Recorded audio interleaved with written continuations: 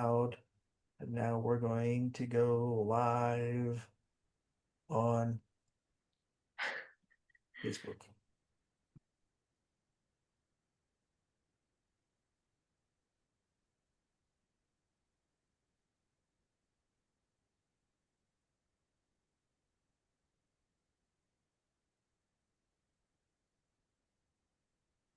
Live. Here we go. In three, two, one.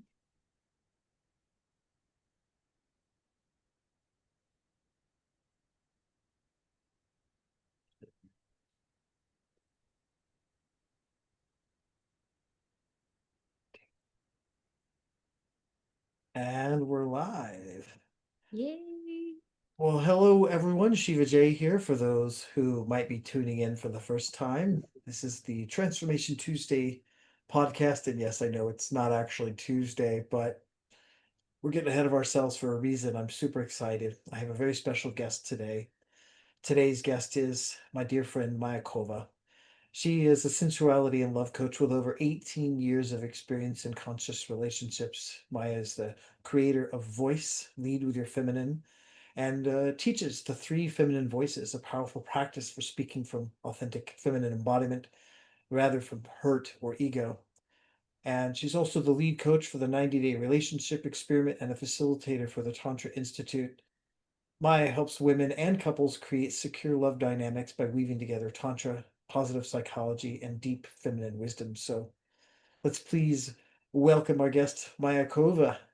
Hello and welcome, Maya. Hi, everyone. Super excited and honored to be here. I'm super excited too. And the reason that we decided to do this podcast on a Monday rather than a Tuesday is because Maya will be flying out from the East Coast to the West Coast tomorrow. We're importing her because we don't have anyone nearly as awesome over here on the West Coast, so we gotta import her for this one.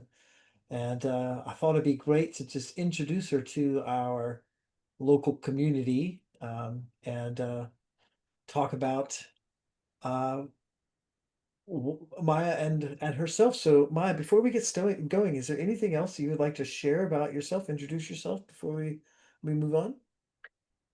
Uh, I do the work that I do. My main driving force behind it is transformation. And right now in my work, I'm shifting more and more deeper into creating experiences for people when they can see theory that they understand logically in practice through them taking action and then seeing the results that action creates.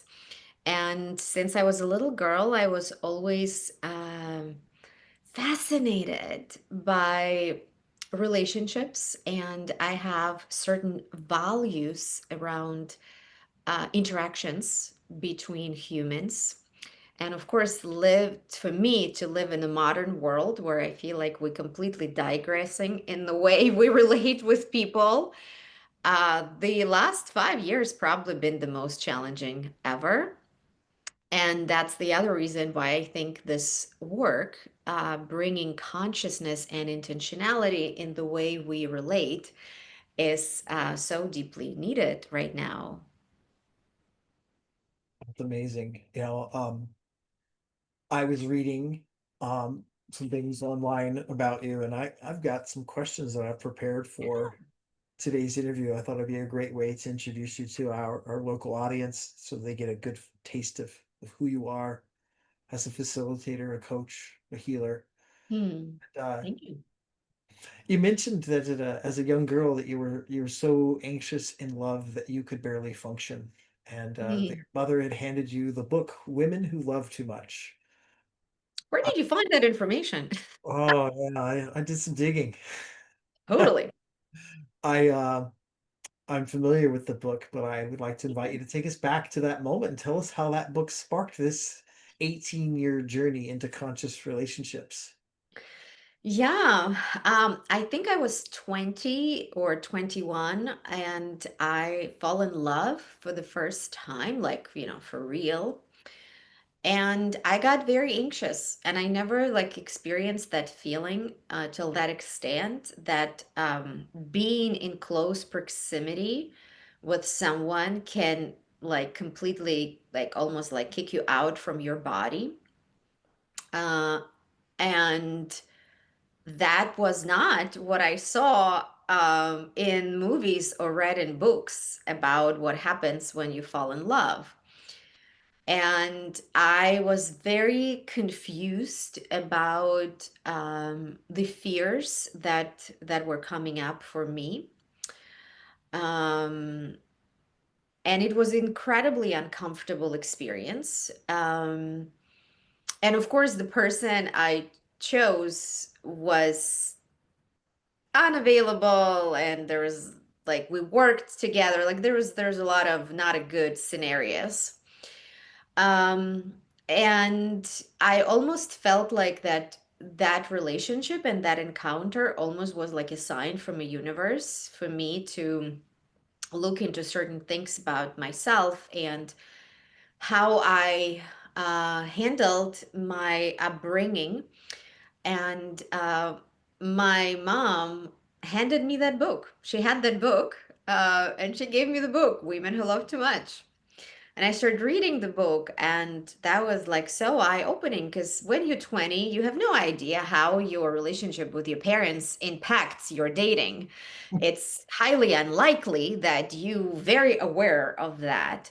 So I always say that that moment was my initiation into this work with more intentionality and consciousness. And I think it's a blessing that I read that book when I was 20. The book didn't give me action plan per se what to do, but the book at least gave me an understanding what was going on, and I had to face um, or start facing and uncovering the trauma from my childhood and from my upbringing. And here is the thing about trauma, because what happened in my upbringing was extremely mild. Like, there's nothing drastic. And there are experiences, especially experiences of neglect. And I recently done talk about trauma of neglect on my YouTube channel. So if anyone interested, you can go and find me on YouTube and listen to that. Is that it's invisible because everything on the surface looks fine. You're safe, you have food, you have shelter, you have family, you have home, you can function. And yet it creates like a feeling of inadequacy and a huge question of what do I feel is true or false. So you kind of live in two realities where people like tell you everything's fine in your life, you should be happy, and the awful unhappiness that you feel inside of you. And that was my case. Um, and that, like, noticing the deep unhappiness then put me on a journey to find a true happiness formula. Not the fake commercial happiness, but like a real happiness, how you as a human, no matter what's happening in your life, always choose constructive, creative, intentional way of creating your life experiences outside of the circumstances. To me, that's the hero journey of every human. And we all have different starting points, right? Somebody who grew up in a household where they felt safe and everything they said was accepted and nobody trying to tell them that they need to be somebody else, right, has a completely different starting point where somebody who grew up fighting for their existence and then carrying, right, the baggage throughout their life. Um, and that curiosity and that experience and that like deeper understanding of how we relate and what are defensive strategies that we create that then prevent us from having nourishing, fulfilling, healthy relationships, kind of become this challenge that I wanted to solve in my work and in my life as well. I love it when I ask a question and there's so much depth to it that it's just like, wow. So I will let the viewers ask questions if they have any that we could follow up with, and we'll get to that soon. But I want to move us along. I've got a few other questions. I understand that your signature teaching is about the three feminine voices, and from what I gather, that it has to do with speaking from the body rather than from through hurt, ego, or projection. Can you walk us through what the three voices Um, are and give us just a real life example of how that shows up in relationships? I actually have a free gift that I can post below, and whoever is interested, ladies, you can go ahead and download. That's a short audio where I explain. This is so I run community for women that calls Voice, and the goal of this community, it's not a workshop. It's literally a community that you join for 6 months to practice speaking your truth. Because women, we have so many excuses and we're jumping through so many hoops and we have so much suppression, our personal and whatever we're picking up from society around even identifying what do I desire, what are my needs, how to ask for those things, how to express myself without being a victim or a bitch, because there's a different way doing that. So I created that space, and that's just one of the teachings that I do in that group that's public for anyone.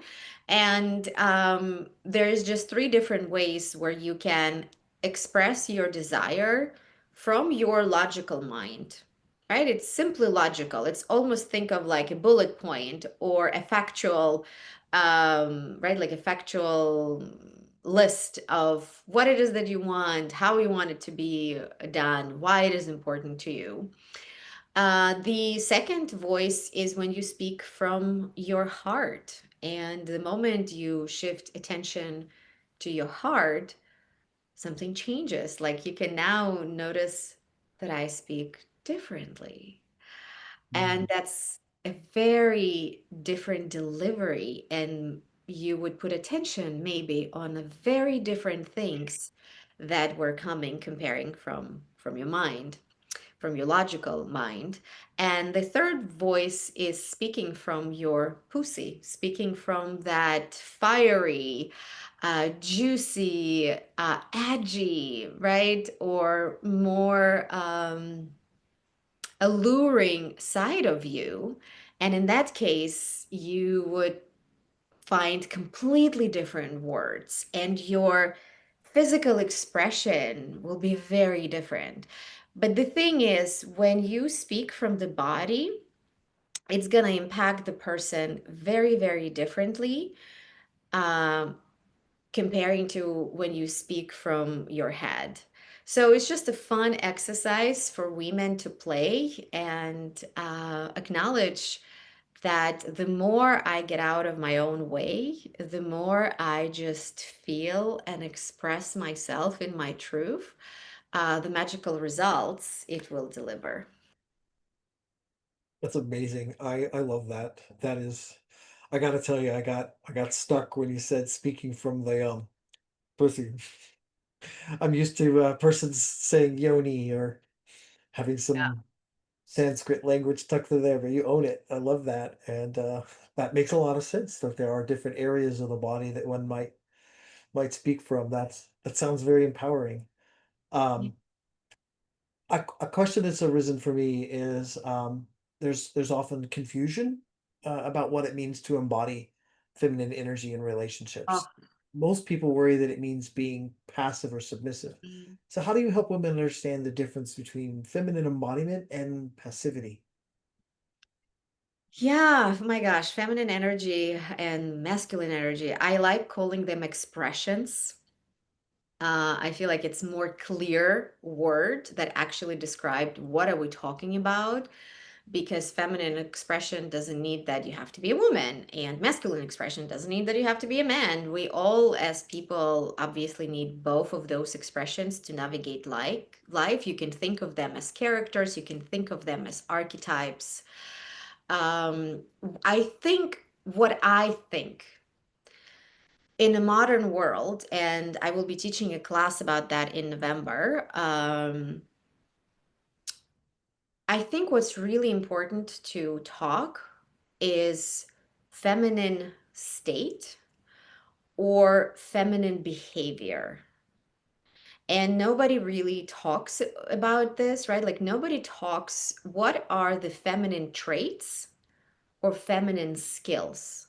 Because being born as a woman does not mean that you learned and mastered those feminine skills and feminine traits, especially in today's modern world where we as women, we have to provide for ourselves. It's not a choice, right? Like when I was 20, I didn't have a choice. Do I have to provide for myself or not? I was put into like reality that I have to. And it took me a long time, for example, to realize that I don't want to provide for myself. I want to create the work, the art, the experiences for people because this is my creativity. I would love to be paid for it, but I don't want to work out of scarcity. I don't want to do it because, oh my God, I have to pay my bills. Like that to me is like, ooh, like I don't know that. And who said that I have? Who said that I have to? And I think one of the steps, especially for women, is to start noticing how many have tos we carry in our mind and how many behaviors we copy and internalized without actually assessing, is this my truth? Does this feels good in my body? Is this organic? Is this how I want to carry myself? Is this how I want to express myself? And to answer your question, one of the feminine qualities is, and the most important one, is that you as a woman, you are number one in your life. You're the most important person in your life. And if you are depleted, exhausted, if you don't have any resources to offer to anyone, you don't push yourself, right? If you live with a family, you tell them, hey, my husband, my partner, and my kids, there's a frozen pizza, and you kind of have to take care of that on your own. For the rest of the night, I'm going in my room, and that's me time, and nobody talk to me and nobody bother me. And then you need to be able not just to lay there, you need to be able to find the activity that would start relaxing your body and start bringing you pleasure, and you shut down the rest of the world and you connecting with the pleasurable activity, whether it is, having a bath and then putting all the essential oils and anything else into it, lighting up all the candles, playing the most incredible music, or watching your favorite movie, or applying, I don't know, lotion on your body. But you need to savor the experience. You have in that moment, you have relationship with experience, and you allowing that pleasure, what awakens and wakes up your joy of receiving. And that's your responsibility. And women don't do that. Women think that they obligated to feed anyone when they tired. They have ideas that, oh, if I'm a good, I don't know, mother or wife, and I'm not necessarily saying whoever listens says you have this idea, I'm just giving an example. If I'm a good mom or a good wife, I have to cook meal every day. Who said that? Is that your truth? Like, right? Like we need to assess a lot of obligations that we take on. And then what we do, we put ourselves last. And then we go into the world with expectation that everybody own me now because I'm working too hard to be nice to you or to take care of you. And then a lot of women walk through life depleted with a lot of resentment. And that doesn't help anyone. Right, like feminine skill is to recognize, oh, I don't have a resource. This is me time. I'm taking care of myself. And being creative how you do that. Because when I hear women telling, I don't have money, I don't have time, it's like, that's a cool, cute excuse, but that's not true. You in charge of your time, and you always, it doesn't matter how much money you have. You can always buy yourself something small. It doesn't matter So it's not about the amount, it's about of joy it brings you. Joy, I'm doing it for me, right? And a lot of women think that that's not important. That to prove something, to achieve something, to do more things is important. But that's a masculine way, right? Because you as a man, and JJ, you can confirm that, Shiva J, you can confirm that um, when you accomplish something, it actually gives you nourishment. It actually like it feeds you, right? So that is your organic way to feed. It is not ours. Like, yeah, you can enjoy that, but that's very different Yeah. from you activating that sensuality and that creative energy runs through you as a woman. We cannot do it for achievement. We do it for the process of creation. And a lot of women, they don't get that because nobody talks about it and we don't see how it's done in a world. Because, right, like we function through the achievements, accomplishments, and to-do lists in the world. And that's why I think it's incredibly important to teach women not how to breathe through their womb. I'm sorry, don't want to trigger or offend anyone, No, I get it. but to teach them how to land in your own body and put yourself number one on your list. What you're speaking to, Maya, very much mirrors the work that I do with men, with the masculine. And I think it's intriguing because I've come to understand that the culture that we all live in is a culture which has indoctrinated women into the concept of just being passive, of being putting her own needs aside for the greater good of the family or the workforce or whatever. And then when I see is in relationship, you'll a man will ask his partner, "What do you need?" And she has no idea how to answer the question Yeah. because that's not how I understand women operate. They're very, very different. And on the flip side of that, we have a very different paradigm on the masculine side. Men are taught to suppress their feelings. So now Mhm. we've got with a woman who suppresses her needs and a man suppressing his feelings, and now they're in a relationship trying to figure out how to collaborate, how to connect, how to create the relationship dynamic. It's Yeah. the masculine response is to take care of anything that he perceives as a need. And when he sees her emoting, he's like, oh, that's a problem that I can solve. Let me take care of that. I don't want you to experience those feelings. Let me solve that for you.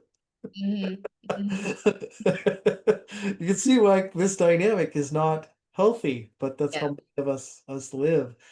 So this is a little bit about that masculine polarity, feminine polarity that you were talking about. And I do have listeners, followers who may not follow the concept, maybe even find it controversial.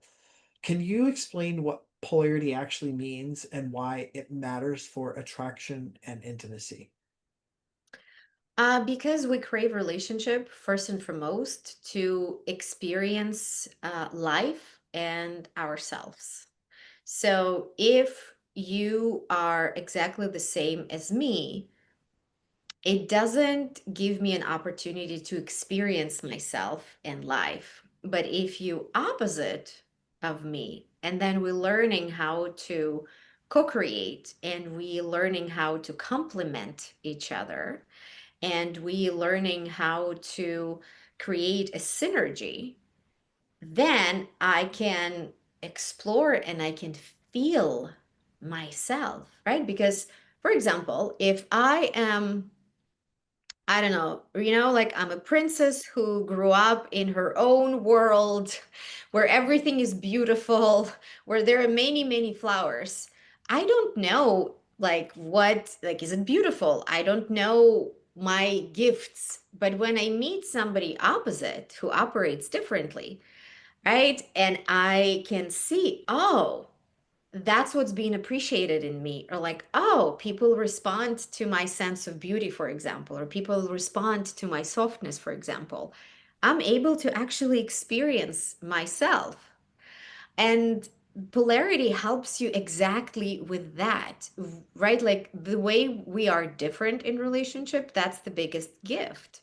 The problem is in a modern society, we again don't have any educations about gender. We don't understand what are the traits of a man, what are the traits of the women, and traits is like your gift.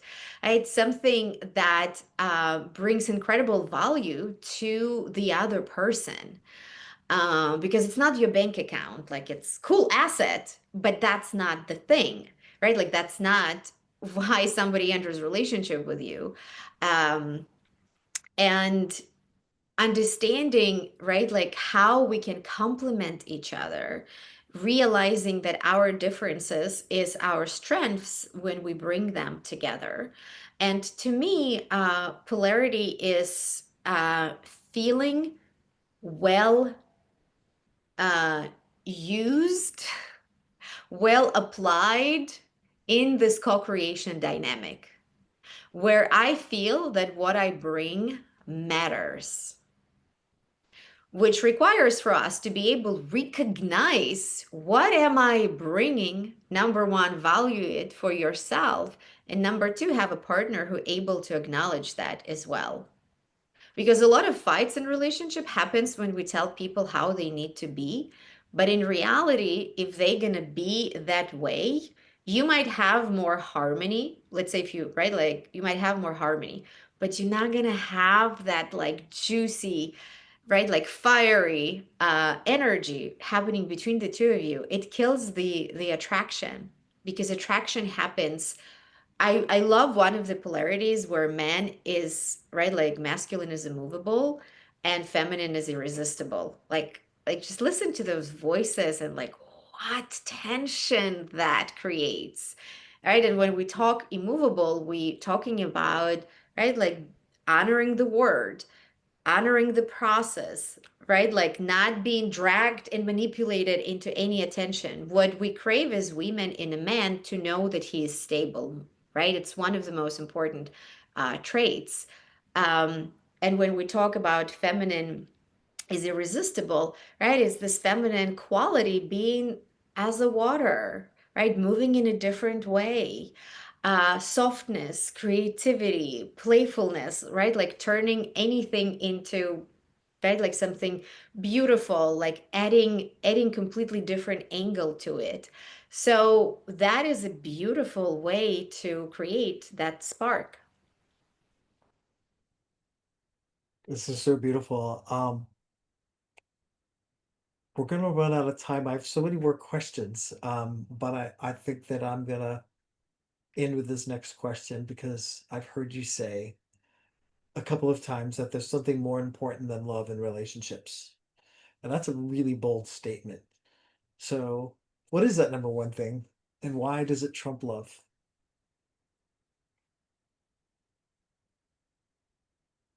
Mm, that is such a deep question.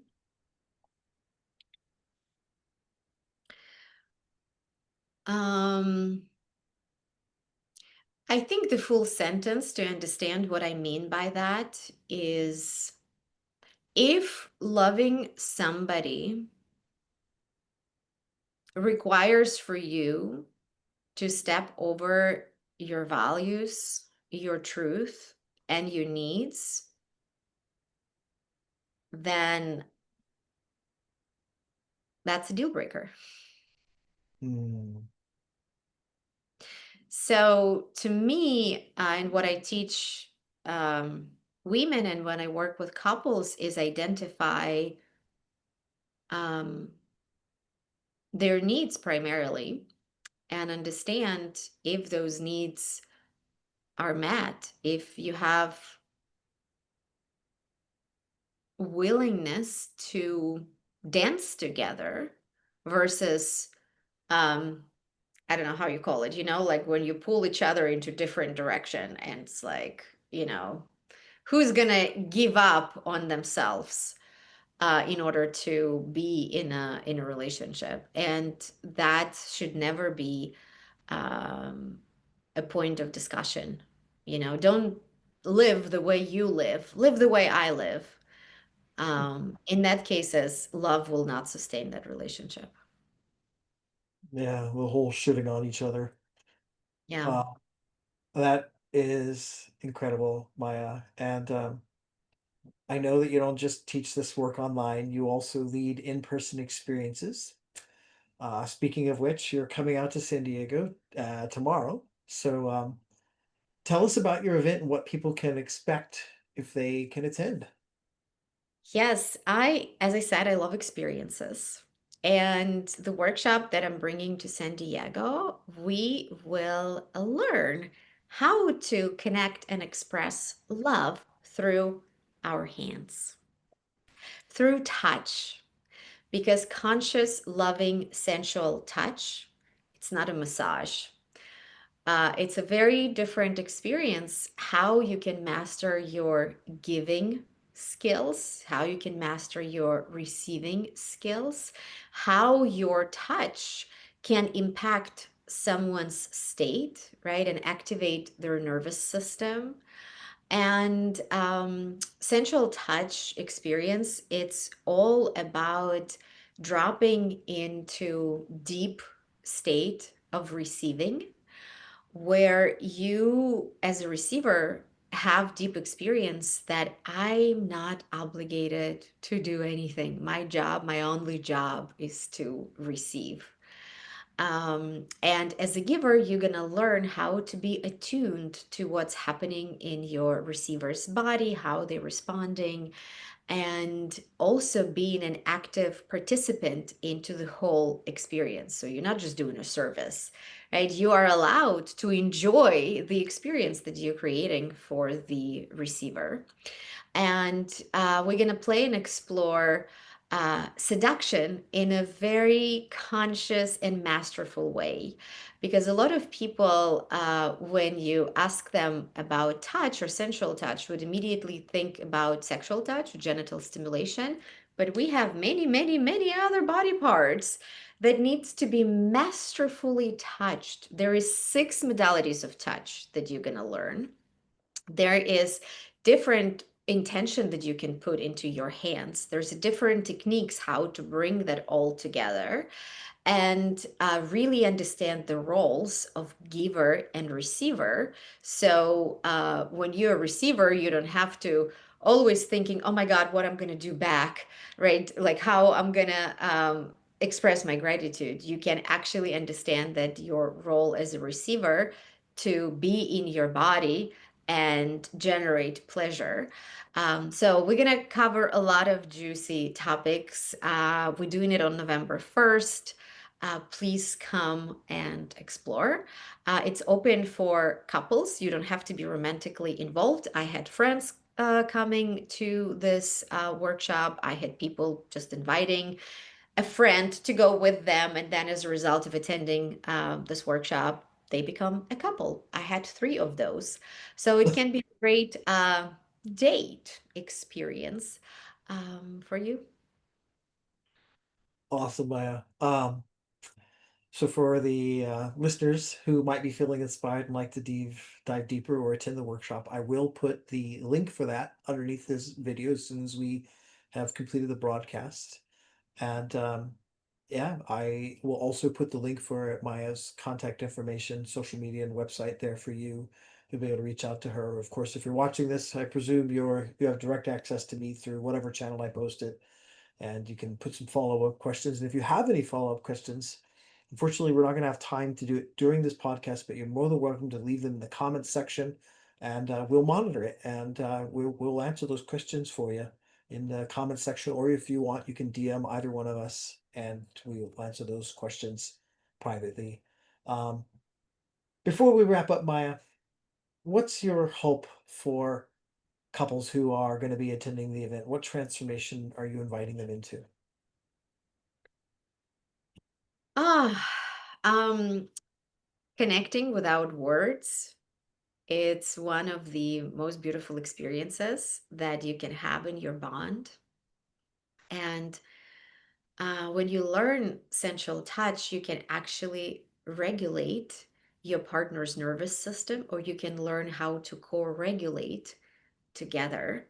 And to me, this is one of the biggest gifts that can eliminate so many fights because through sensual touch, you can help someone who comes home exhausted or depleted or cranky. You can actually, through sensual touch, bring them back into their centered state. And just learning that can take care of many unnecessary miscommunications and fights in relationship. And polarity, you're going to practice polarity in action. Of course, can't miss that part. Thank Yeah. you so much, Maya. This has been an incredibly rich conversation. Thank you for sharing your wisdom and your story with us. For everyone who has listened, you can find Maya at consciouslytransform.com. I will put that link and her Instagram handle and contact information underneath the video. And yeah, hopefully you'll either book a session with Maya while she's here in San Diego or come to the event. Thank you all for listening, and we'll talk soon. Thank you.